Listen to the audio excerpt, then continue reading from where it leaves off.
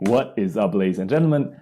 Settle in, make yourself comfortable. This is going to be an interesting one. I'm very excited for this one. It's the first part of a two-part series, and it's about honey. And we're going to look at whether all the wild health claims that surround honey actually have some scientific merit to it. So today we're starting off with topical use of honey, and then the next video will be internal use, dietary use of honey. As always, we're going to have a focus on acne, but also going to venture a little bit in other areas.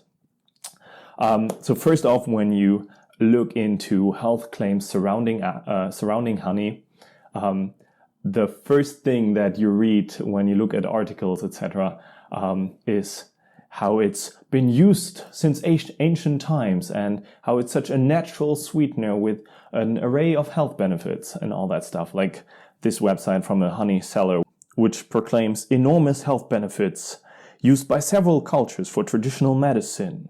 The health benefits and advantages of honey have been valued since ages.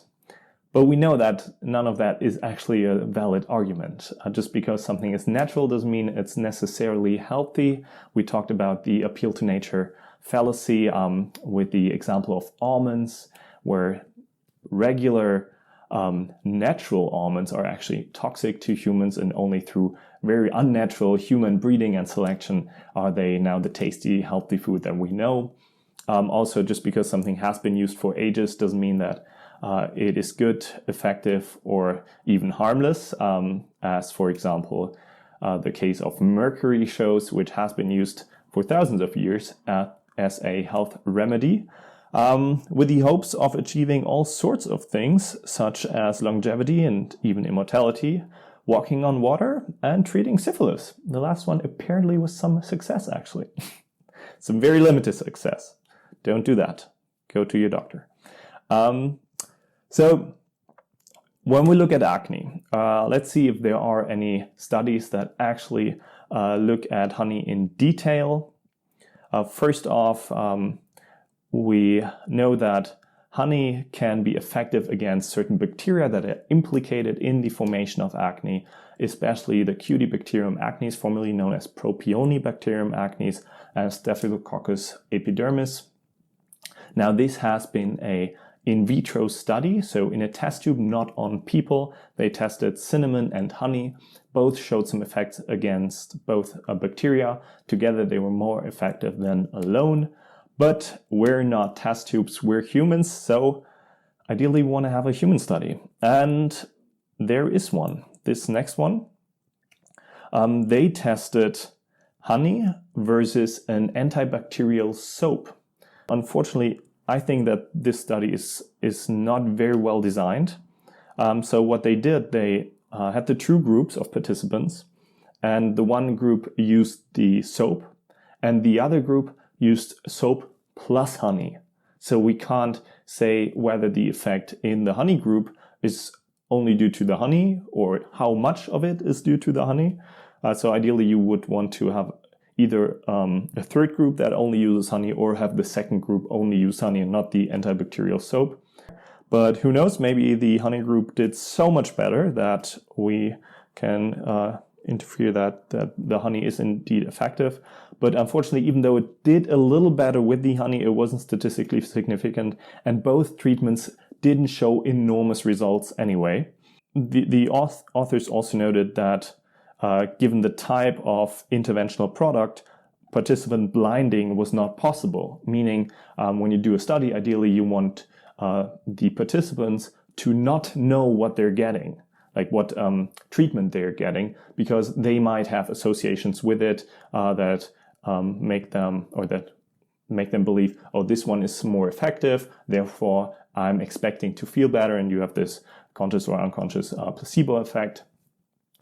And the authors argue that, well, you're going to notice if you smear yourself with honey or not, to which I would say, well, not necessarily. There are plenty of fake honeys you could use, just some corn syrup, whatever it is. I think that would have been useful.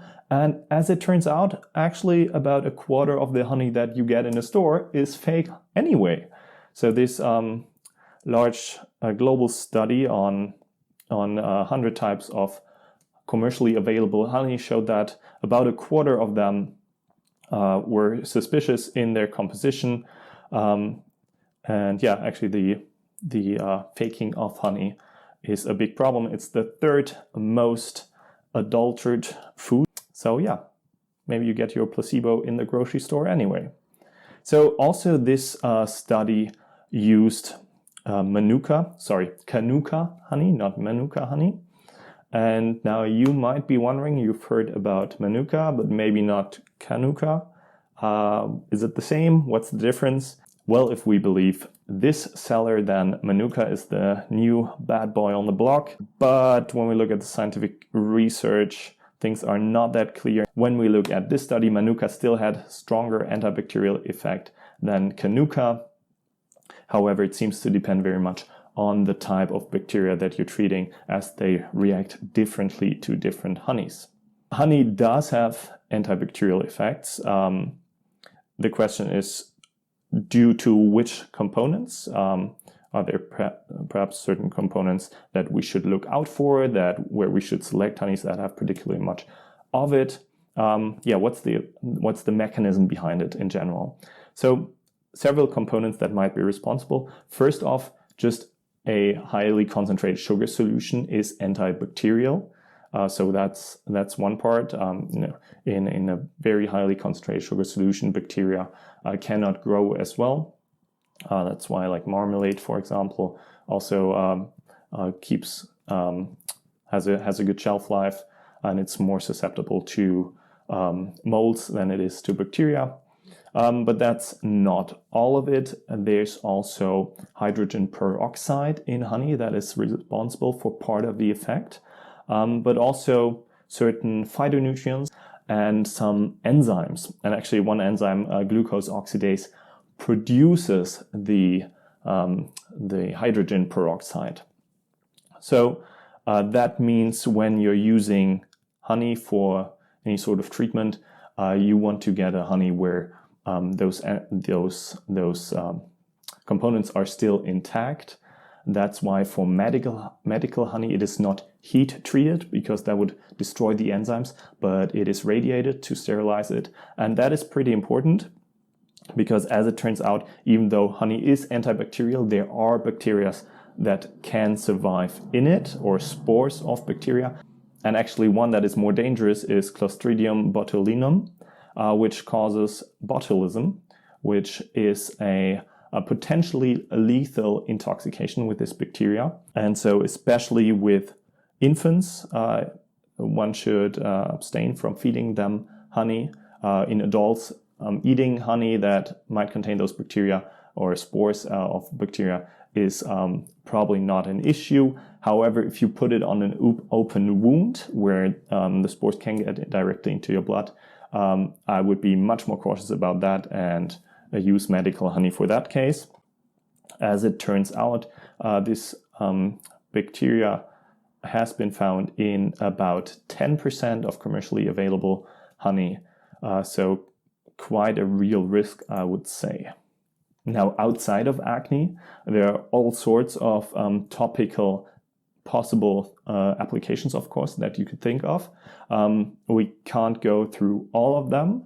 So ideally, we would like to have like a big overview study where all the available evidence is compiled. And luckily, that's what the Cochrane organization is for. They are a large scientific organization that creates summaries of the scientific literature regarding certain topics, give medical recommendations and all that. And for topical treatments of honey, they conclude that for most applications, the evidence is pretty scarce and low quality, unfortunately.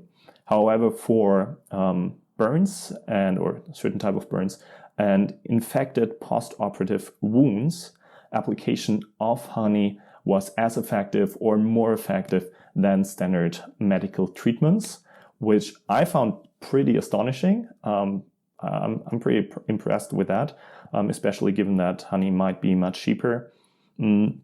So I would say it's definitely worth a try, also with other topical wounds.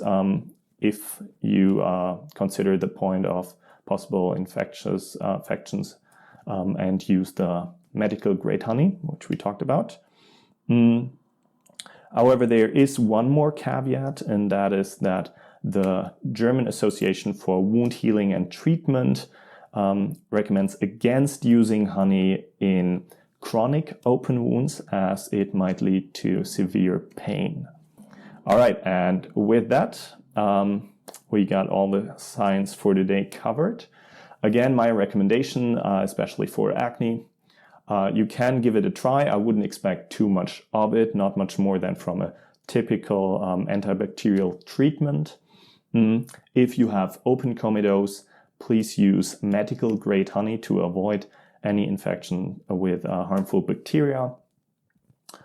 And yeah, with that, I finish for today, and I'll see you in the next video on internal use of honey. Thank you so much.